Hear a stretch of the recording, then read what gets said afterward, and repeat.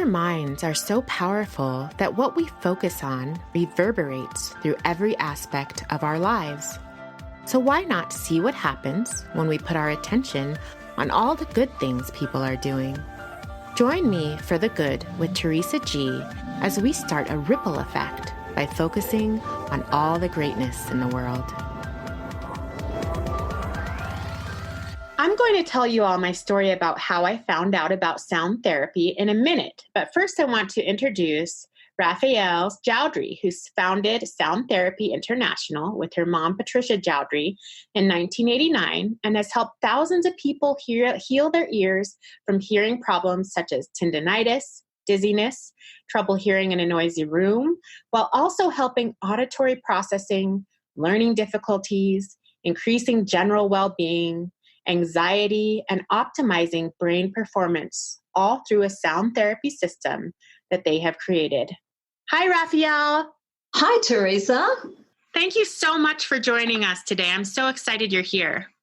Oh, well, I am too. And thank you so much for having me on your show. Oh, of course, of course. You know, your program has helped me immensely in the last few months. And I have to say, you're the first person we've had on the show from Australia.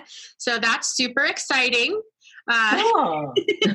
We actually have quite a few listeners in Australia. So just a shout out of gratitude to Australia as a side note. But I just want to tell everyone how and why I reached out to Rafaele. Last May, I was at a hot springs right down the road from us, and the temperature was probably hovering around 0 because, you know, that's pretty much the norm in Montana in the winters. And we were outside at the hot springs. It's an outside hot springs, and we were playing in the water. And there was this horrific cold wind.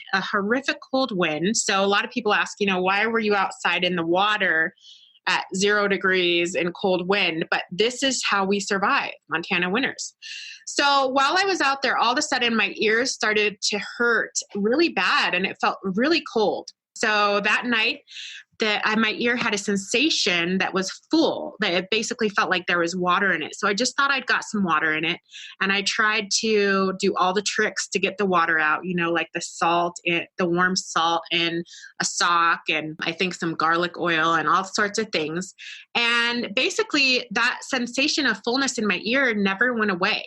It just stayed. So I went to an ENT and they suggested using steroids for a month and then coming back, which those of you who know me, that wasn't the best solution for me. So I just started to live with this ear feeling full all the time. So one night when I was researching, because both ears were plugged, we'd been in the mountains all day, and I just got online and I thought there has to be a better solution than steroids, taking steroids for a month or more to get rid of this. And that's when I found Sound Healing International site and was completely intrigued because of course, that makes so much sense that sound can heal. So I reached out to Rafaele and she sent me a kit, and I have been using the program every night, and my ear has not felt clogged for weeks. It's amazing. That's so exciting, Teresa. I just want to say, you said Sound Healing International, it's Sound Therapy International, just in case that confused anybody. I apologize. It is Sound Therapy, right? Yeah. So that's right. Sound Therapy International, and they have a great website. And we're going to just delve into what they do during this show. So, and another amazing thing is that they have a program for kids, and Rafaele sent me one for my daughter, and she is using that program and she loves it. And I've observed that it really helps her be calmer, which is really impressive. And is that what you see a lot with kids? Oh, very, very much, Teresa, and adults too. Sound therapy has an amazing capacity to calm the nervous system. And it's quite dramatic the way it does this, and the reason that it does this is very specific because, you know, lots of music is calming and people think, oh, I'll listen to calming music and I'll be calm, and music has a wonderful impact on the emotions. But with sound therapy, it's quite different and it's quite specific why it calms us. So this is to do with a particular nerve called the vagus nerve. And that's one of our cranial nerves. Now, if people know any anatomy, they'll know we have 12 cranial nerves. They're the ones that come directly out of the skull. But one of those is called the vagus nerve, and it's named after the vagabond. That's why it's called vagus. And it's called the vagabond because it actually wanders. It's the wanderer. It wanders all over the body. It goes all the way through the chest, through the abdominal cavity. None of the other cranial nerves do that. Now, the vagus nerve is the one that's responsible for our fight or flight response. Everyone knows about this. When you suddenly go into freeze because you're terrified and you can't move, or you run away, it's a reptilian, very primitive response. So that's one branch of the vagus nerve turns that on. But there's a different branch, a newer branch of the vagus nerve, which only mammals have. Reptiles don't have it. It's the ventral vagus. And it's known as the great calming nerve, because when the ventral vagus is turned on, we are calm. It calms the whole nervous system. It completely switches us into a state of being where we feel trust, where we feel connection with other beings. We can have eye contact. We can feel that heart connection. The vagus is very closely interrelated with the ear, as are many of our nerves, but in particular the vagus nerve. And so science has found, and the first person to discover this was Dr. Tomatis, who invented sound therapy, but other scientists have since proved that when you listen to sound therapy and when you exercise and mobilize the middle ear muscles, that turns on the ventral vagus, and that helps us to feel calm and safe. So it's a very specific neurological link that creates this incredibly deep calming impact of sound therapy. Wow, that's really interesting. So this ventral vagus nerve, it doesn't turn on automatically? Well, yes, it does. It turns on when we feel safe, when we feel rapport with another being, when we're relaxed, when we're in a blissful, tranquil state or a connected state, when we're comfortable, when we're with friends or loved ones, then usually it's on. But using sound therapy helps it to turn on more often and more easily for us to bring that state more into our being. So if someone is suffering from anxiety or stress, or they're having trouble sleeping, it means that they're probably more close to being in the fight or flight reaction, and sound therapy will help to switch that, to direct the brain differently so that we're more able to be in that relaxed state. What a wonderful tool to help us get into that relaxed state in our such a busy world that we are in now. It's very important because, everyone suffers from stress today. Anxiety is the huge and increasing disorder of the 21st century. There's so many things to feel anxious about. It's such an uncertain world, and so many people are so driven and so stressed, and it's affecting our health in many ways. So to have a tool as easy as sound therapy to use, we can just put it on and it can immediately bring this relaxation and make that a more regular part of our lives. Yeah, it really is a valuable tool for everybody today. Now, I'm sure you hear a lot of stories, like healing stories like mine, with people who have used sound therapy in your program. But what's one of your favorite stories? Well, Teresa, your story is one of my favourite, and I just heard it for the first time when you told it. It's a great story, being in a hot spring and then your ears suddenly feeling really cold. That is fascinating. I often say to people that, I've been doing this work for 30 years, Teresa, and I find that every single week that I'm doing this work, somebody tells me something new about the ear.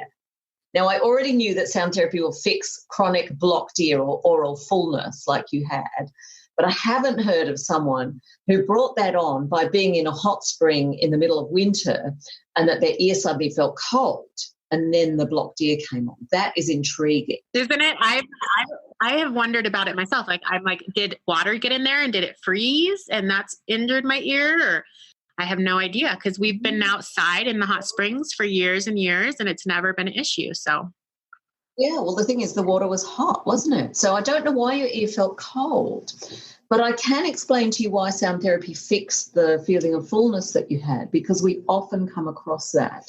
And there are many people who suffer from that oral fullness, or we just call it blocked ear or pressure ear. So I want to distinguish between when someone has an ear infection and when they have chronic blocked ear. So an ear infection is when, you've got an infection and your ear probably fills up with fluid. And if you've got that, well, you need to treat it like an infection, whether it's with antibiotics or other natural remedies. The infection has got to be treat it. And usually you will go to an ear, nose and throat doctor for that. I'm not talking about acute situations like that. I'm talking about something like you had, Teresa, where it becomes a physiological malfunction of the ear mechanism and you have chronic ongoing blocked ear. And when you have that, the doctors will not be able to help you. It's interesting they put you on steroids and maybe that helps sometimes, but as you said, that's not a good ongoing solution to this problem. And often when people go to the doctor or the audiologist with chronic blocked ear, the doctor just doesn't know what to do, and they refer them on and they get referred on again and they look again and they can't see the problem and they're not offered any treatment. And it's very, very frustrating because when our ears are blocked, as you will know, you feel cut off from the world. You can't hear properly. It's uncomfortable. Your own voice echoes in your head. Sometimes it might be painful too. And some people get this whenever they go to a different altitude. So when they fly in a plane, often coming down in the plane is the worst part, but going up a mountain can bring it on, or swimming, diving, and it's difficult to sing, and you just can't be comfortable in the world when you've got blocked ear. It's a horrible condition. Some people have a condition where their ears continually popping or crackling, or they feel that sort of change all the time. And some people just get this problem after flying in a plane or that kind of thing. But we have found over the years, we've had many people like yourself have used sound therapy, and as long as you use it gently and consistently and follow the routine over a number of weeks or months, usually it will completely clear up the problem. Now, your listeners might be wondering, why does it do that? How does it work? So I'd like to explain about the middle ear muscles. Most people know that there are little bones in the middle ear. They're called the hammer, the amble, and the stirrup, and we hear a lot about those, and you can see them on any ear diagram that you look up. But, most ear diagrams that you look up won't even have the muscles on them. If you look at one on our website, it will, because we've made sure we added them. But the ear muscles are really important. The ear muscles is what adjusts the ear and makes it adjust to the sounds we want to hear, but also makes it adjust to pressure changes in the world. So there are muscles that open and close the eustachian tube. Now, when you have blocked ear, it's actually the eustachian tube that is blocked. The eustachian tube runs between the middle ear and the pharynx, which is the back of the throat, and that's how the ear equalises. Air can't get through the eardrum, but it can get through the eustachian tube into the throat, and you feel that little opening as the ear equalises. But if the muscles around the eustachian tube are not working properly, it can't open, and you have this discomfort of blocked ear, because the eustachian tube should open every time you yawn or swallow. And if it doesn't, then you end up with that blocked feeling. So what sound therapy does is it provides a regular gymnastic exercise program to the middle ear muscles and gets them back to normal tonality so that they work properly, so they can open the eustachian tube at regular intervals like that and equalise the ear, and then the problem is gone. And that's how it works. Isn't that so interesting? And then with your sound therapy, they have certain music that you listen to at certain frequencies, and I can even feel my ears' response to different things. So when I'm listening to your program, sometimes I can just feel, there's a section that is like the workout for the ear or something, and I can feel my ears sort of changing while I'm using that program. Oh, that's very interesting, Teresa. See, you're a very sensitive person. You're very tuned in with your body. So there are other people who feel it like that. They haven't said it quite the way you have. What some people say actually is that when they're using the program, they get a little bit of pain in their ears at a certain point. And it's kind of like, this program is like taking your ears to the gym. That's what we say. It's like, giving your ears a workout in the gym. So, if you go to the gym and work out your muscles, you may get a bit of muscle pain sometimes. So when people get pain in the ears, it's actually a good sign that things are moving and it's changing. But some people who are more in tune, like you, will just feel that it's changing. And then there's a couple of people over the years who've said that they felt something like a minor earthquake take place inside the ear. And what that would be is the ear clearing and the eustachian tube opening. So, yeah, people physically feel the impact. And, it's funny. Some people, when I tell them about sound therapy, they say, oh, well, there's a placebo effect, maybe it's just all in your head. And it's true that many things, there is a placebo effect. Often if we think something's going to heal us, it will, because actually thinking positively heals us anyway. But I know there's more of a physical impact as well with sound therapy because people report these physical sensations of the ear moving, and that's not placebo effect. That's a physical impact of sound upon the mechanisms of the ear. Yes. And like I said, I can feel a physical impact on my ear. Mm. And I just went into this very open-minded because it made sense to me. And I didn't know for sure if my ears were going to respond, but I have to say that it's been really impressive to me. So will you tell us the story about how you were introduced to sound therapy, the whole concept of sound therapy in general, and why it's become such a passion for you? Yeah, sure, Teresa, thanks. So it all started for me because of my mother. You see, my mother had some unusual hearing problems as we were growing up. Well, we thought they were unusual at the time because we didn't know of anyone else who had them. So one of her problems was she could not tolerate loud noise. So if we went into town, if there was roadworks or a truck went past or anything, she'd be holding her ears and just, be in agony with it.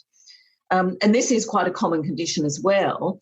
And it actually has a name, quite a scientific technical name. It's called hyperacusis. So that was one of the problems my mother had. But her other problem was something that's even more prevalent because a lot of people we now know have this. And that is that she could not follow a conversation in a noisy room. So at a party, if there were other voices, or in a restaurant, where there are hard surfaces and voices are bouncing off, she just couldn't focus on what was being said, and she found it intolerable. So as a result, she would not really socialise. She'd live a fairly reclusive life. Anytime we did go to a restaurant, if there was music playing, she couldn't stand the fact that there was background music, and she'd go and ask them to turn it off. So, she really just had to have one sound at a time. So the name they have for that condition is the cocktail party syndrome because, it's pretty hard to function at a cocktail party if you have that problem. What happened when I was 20 was I had a chance meeting in Paris with someone who was there training in sound therapy. He was training with Dr. Tomatis, who is the ear, nose and throat specialist from Paris who invented sound therapy. But this Canadian doctor was going back to Canada to open up his first clinic, not far from where my mother lived. And I just chatted to him about her condition, and I was surprised when he said, sound therapy would help that. So I thought, well, I'll suggest it to her. So I wrote to her. And she went and she did enroll for the treatment, and she had the whole course of treatment. Now, it used to be that the only way you could get Tomatis sound therapy was in the clinic. And that's what she did. And, of course, it's several $1,000s to have the treatment that way. But she was committed, and she had the treatment over a period of it was 6 weeks to 3 months. So you'd have to go in every day and sit for 3 hours.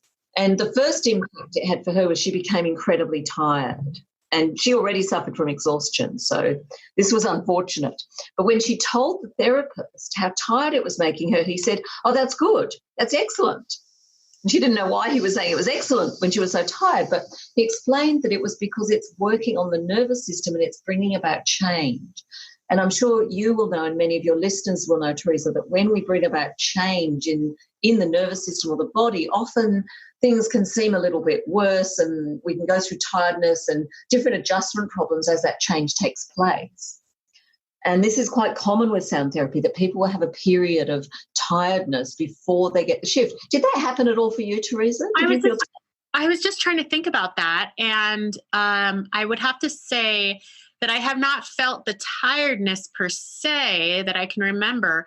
But what I have felt is that I don't need as much sleep and I'm fully functioning during the day. Like I used to, if I didn't get enough sleep, I would be so tired during the day. And now I wake up earlier and I don't get that exhaustion.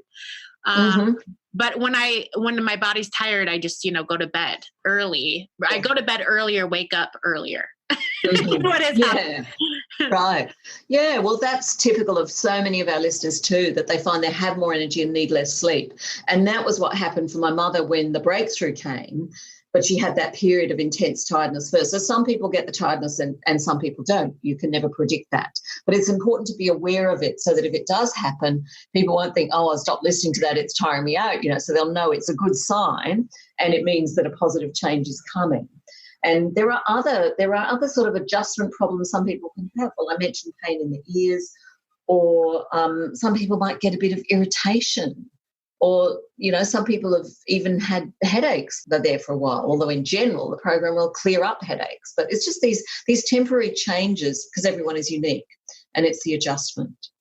But my mother had incredible results. And because of this, later on we had the good fortune to come across a group of monks in Western Canada who were using sound therapy there at the monastery at St. Peter's Abbey. And they helped my mother, and she got the idea to put it out as a portable system and put it on cassette tape. This was in the 1980s, and the Sony Walkman had just come out. So I had one of those. You had one. We all had one, didn't we? That was great. That was the first portable high-quality sound.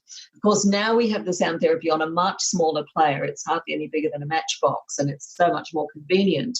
But for many years, we sold it on cassette tape and then on CDs, and, those players were a bit chunky to carry around. But still much better than having to go and sit in the clinic for 3 hours a day. Yes, it's amazing. You guys have really designed it well. It's very lightweight and easy to take anywhere. And I can just pop it into, whatever I'm wearing and walk around with it. I usually listen to it when I go to bed, and I actually listen to it while I sleep, and then I'll wake up at some point in the night and turn it off. Yeah, me too. I usually listen to it when I sleep, but I also often listen during the day. In fact, I've got mine at my desk here. I was going to have it on during the interview. I'm going to put it on now that I've thought of it, because this is good to demonstrate to people, although you can't see me. I am now putting my sound therapy on. And the great thing is that you can have it on while you're doing other things, such as talking on a podcast or, watching TV, or I love it having it on when I'm writing, and you can have a conversation with it because it's played at a very low volume, so it doesn't affect your ability to converse. And likewise, when you sleep with it, you have it at a very low volume, and it just helps you drift off to sleep. So it just fits into your life so easily. The only time you can't use it is when you're swimming or having a shower, because you don't want to wreck the player. But, you can just put it on for half an hour here and there. And so when my mother first brought the program out, she wrote her book. Originally it came out as Sound Therapy for the Walkman, but now it's called Sound Therapy, Music to Recharge Your Brain. And that's like the manual for the self-help program, because our mission has been to put the program into people's hands, to bring it out of the clinic into the world so that anyone can use it anywhere, and to have the instructions with them to make it so accessible. And we've been so successful in that. It was 30 years ago, and thousands of people have been able to use the program as a result of this discovery that it can be done portably. It really is a great gift, because a lot of the things that the sound therapy can help heal and minimize are things that a lot of people are experiencing today. And it really is pretty simple to I can watch TV and listen to it. You really can do anything and listen to it. And I'll tell you guys one thing. I've decided that whenever I go to higher elevations now, or when I'm in the airplane, I will always have it with me, because one day at the very beginning, when I first got it, was when I was going up in the mountains, and every time I would come down my ears wouldn't clear. And I listened to it the whole time. And this is before I had really used the program. I think I just got it in the mail. And so I listened to it the whole time we drove up into the mountains, and then all the way when we came down, and my ears had no problem popping. That's a great tool for people who are having issues with the elevation changes or flying. That's pretty amazing. That is very interesting, Teresa, because, I know that this works long time for equalising the ears and dealing with that pressure ear. But what you're saying there is that for you, it was a fairly immediate change, and it worked in that first instance. I don't know if it was for everyone, but you were very responsive to it, and it worked quite quickly for you. So that's wonderful. That's wonderful to know. It is wonderful. Let's talk about frequency. Why is frequency so important to the overall health of our ears and everything, really? Yeah, okay. Well, let me explain first what frequency is, because people may not be familiar with that. So when we measure sound, there's two ways to measure it. One is, how loud is the sound? Is it loud or is it soft? Now, that spectrum is measured, it's called decibels. So loud sounds have high decibels, like 80 or 100 or 120 decibels, and low sounds might have 40 or 20 or 10 decibels. So quiet sounds or loud sounds. The other way of measuring sound is high and low. So that's pitch. So high pitch, low pitch. Now, frequency is the same as pitch. So high frequency is high pitch, low frequency is low pitch. And that's completely different to the loudness. You can have a high frequency sound that's very loud, like a siren.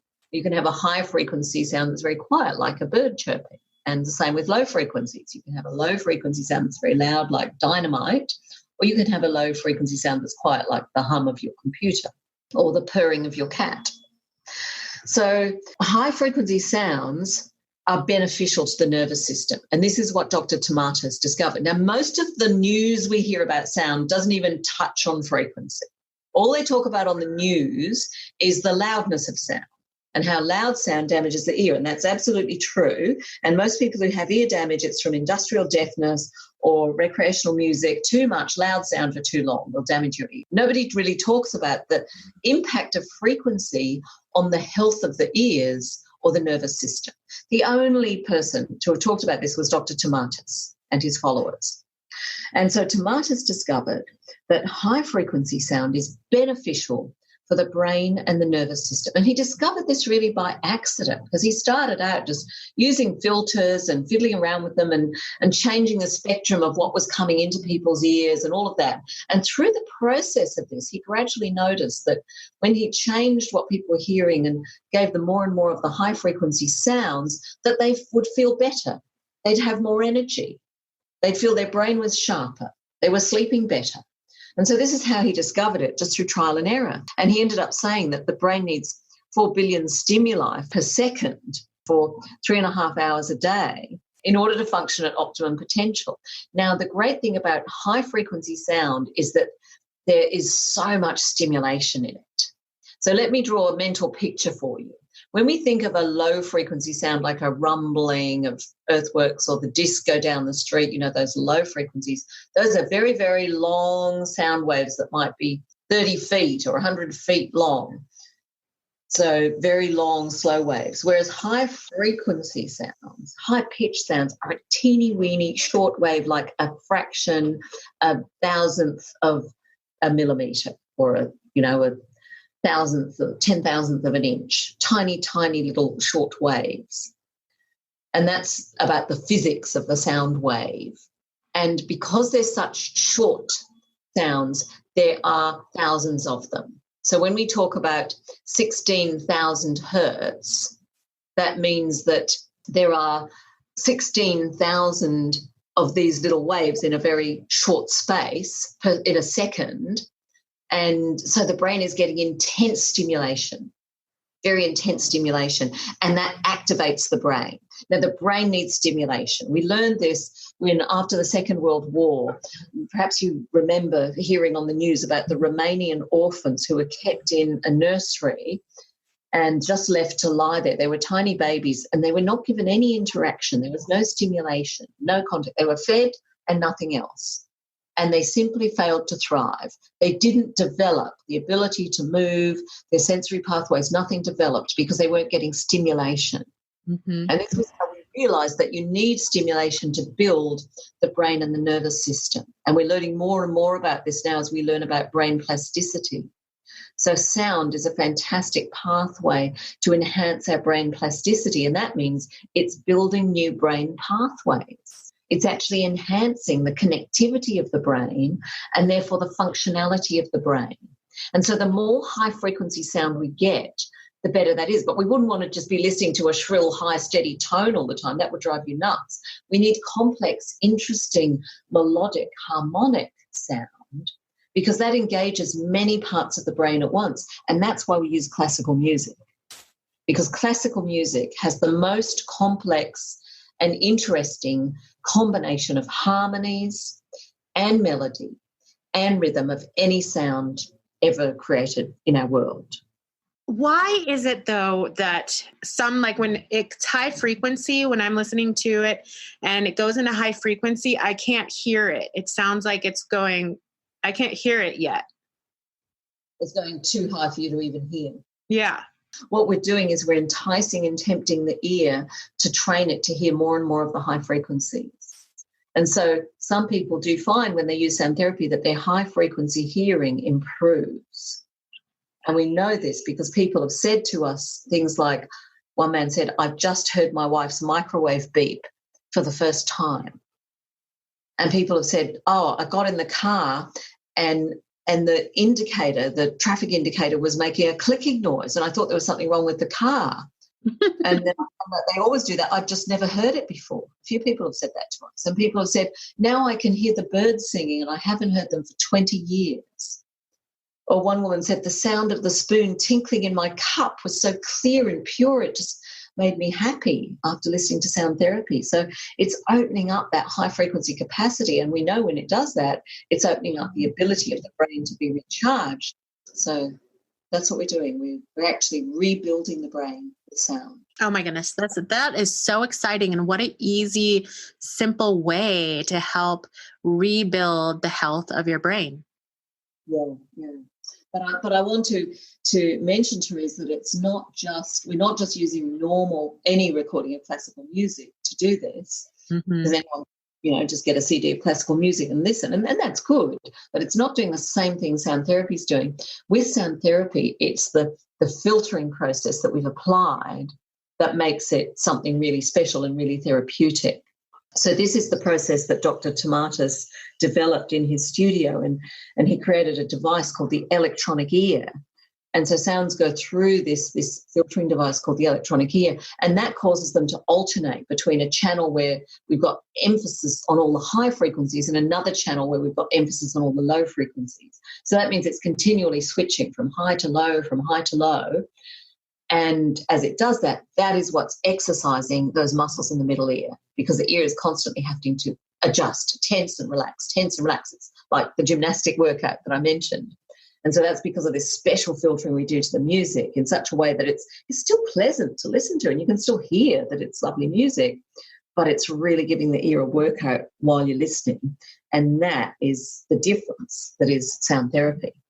I want to sort of touch on the help that sound therapy can give people with disabilities. Yes, there's quite a range of disabilities that sound therapy can help. So are you thinking of learning difficulties, brain disorders, that kind of thing? Yes, I am. Okay, so look, the most obvious application of sound therapy in this field is with auditory processing.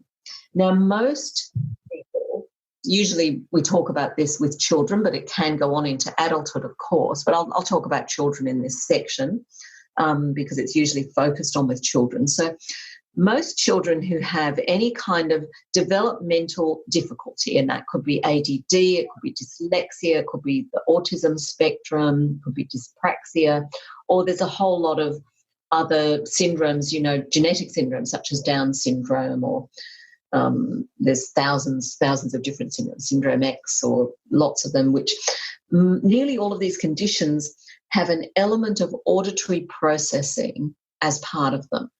Auditory processing problem. So children starting out with all of these problems, they will have trouble processing language. So they'll be delayed in their language, they may be delayed in their speech, and then they'll be delayed in their learning.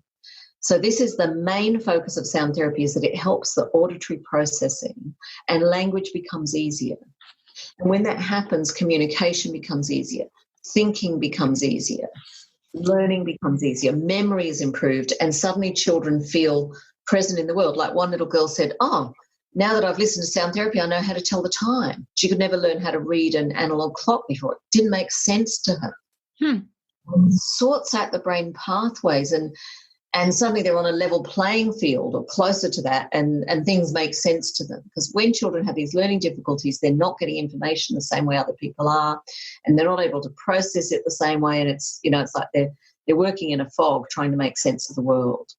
So it's really important to bring sound therapy in early in the rehabilitation if you can. The earlier you bring it in, the better. So if a child is 2 years old and the mother thinks, I don't know if his language is that good, or he's a bit more reactive than he should be, or anything at all, the mother knows first, get the sound therapy in, because it can't do any harm. It's just a normal part of development, of developing the ear.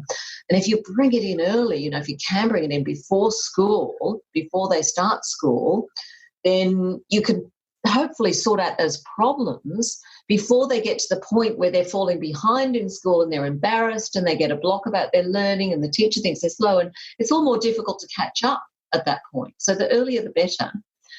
But having said that, even adults who come across the program and say, oh, well, I was terrible in school, and I sat at the back and I left school early and everything and I could never spell, even if they use the program as adults, it will still start to fix those things up and they'll start to find language easier. So we've had adults who've gone back for later study as a mature student and have said, I could not have done this without sound therapy. It helped me to get my degree, made the focus and the memory and the study so much easier. So it's just a help for the brain to help the brain to work more normally. Something I wanted to applaud you guys on is that you include so many multiple headphone options in your kits. So, and why did you guys do that? For me, I found it very nice because I was able to pick and choose which one worked best for me and which one worked best for my daughter and which one fit our ears best or fit our head best. But why did you guys do that? Put in all the different earphones.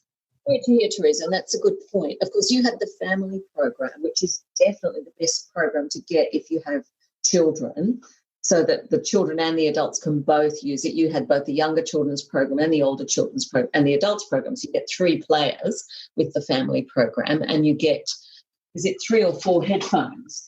And the reason we did that, just as you said, is that, people have different ears and different needs at different times. So you might want to listen to one during the day and another one when you're sleeping, for instance. And you might have one child who one size will fit and another child who another size will fit. So, yes, we actually provide 4 different headphones with the family programs. We provide an earbud, little one that goes in the ear, and then we provide a special children's headphone for the children, and we have a bone conduction headphone. And that is a very special, specific part of the program which delivers the sound not through the ear but through the cheekbones. So you put it around your head like a headphone, but instead of going on the ears, the little transducer sits on your cheekbone and the sound goes directly into your bone. But we have a video education program that comes with our bone conduction program to explain exactly what bone conduction is and what it does for you and how to use it. Because it's a little bit different because the sound is going directly into your inner ear when you do that. It bypasses the middle ear, which is the part I was talking about where you've got the eardrum and the eustachian tube and the little bones and the muscles. It bypasses that, just goes straight to the inner ear, the cochlea, where we have the little hair cells that are taking the sound vibration and converting it into an electrochemical impulse and sending it to the brain. So it's that real inner workings of the ear. And this different pathway means it's a more profound result. And, often it will help even more with things like balance and coordination or language or hearing. So it's like sound therapy on steroids, if you like. Not that I like steroids, but it's kind of amped up sound therapy when you do the bone conduction. So that comes as part of the family program and also as part of our triple mode or deluxe programs.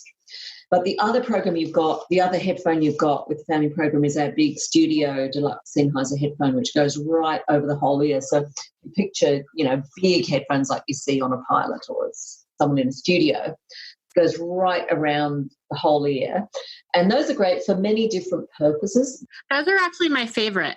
Are they? Yeah, well, yeah. They're our best headphone. They're worth, I think, $275 just on their own. And they're very comfortable, aren't they? They are. That's why I like them so much, because they're so comfortable. Yeah, because most of the time, if you buy a big headphone like that, they'll squeeze your head and get sore after half an hour. But those ones you can wear all day because they're specially for sound therapy. Sennheiser made them for sound therapy, and you can only get them through sound therapy consultants. And they have the best quality sound, and you get directionality with those. And they're great for people with hearing aids because they go right over the whole hearing aid as well. So there's no problem with the hearing aid picking up the sound. Because if people have hearing aids, they will do some of their listening with their hearing aids in. So, and they're also good for children. Was your daughter able to use them as well, Teresa? Yes, those are her favorite too. Good. Yeah. Well, they're a perfect all-round headphone. They're bulky. You might not want to use them when you go down the shops. You might use the little earbuds. But if you're comfortable, you're sitting at home, you've got those. And they've also got a very long extension cord on them. So if you wanted to use them to watch your TV, you could plug into that as well. Oh, yeah. So they are our prime headphone. But it's great to have the choices. And you don't get so many choices, of course, with the younger or the older children's program. They just come with one headphone each. But with the family program, you do get those 4 different ones. And that's very useful, as you said. What is the biggest joy you have experienced sharing and introducing sound therapy to people all over the world? Oh, that's a lovely question. I think it would have to be just hearing the happiness of people when they get a great result, like you did today when you told me it fixed your blocked ear. That's wonderful. And well, I suppose one of the conditions that is also really, really appreciated by people when they get relief is tinnitus. Tinnitus is a very difficult condition to live with. That's ringing in the ears. Oh, yeah. Mm-hmm. And it's so common.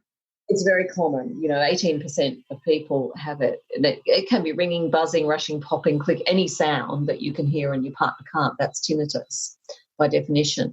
And for some people, this goes on for decades. We've had people who've had it for 40, 50, 60 years and very loud, and it keeps them awake at night, and it stresses them and it ruins your life.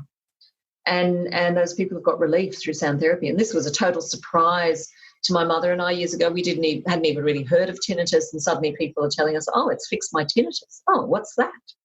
So that has led us forward, because that is one of our main applications. So many people use sound therapy for tinnitus because it really bothers them when they have tinnitus.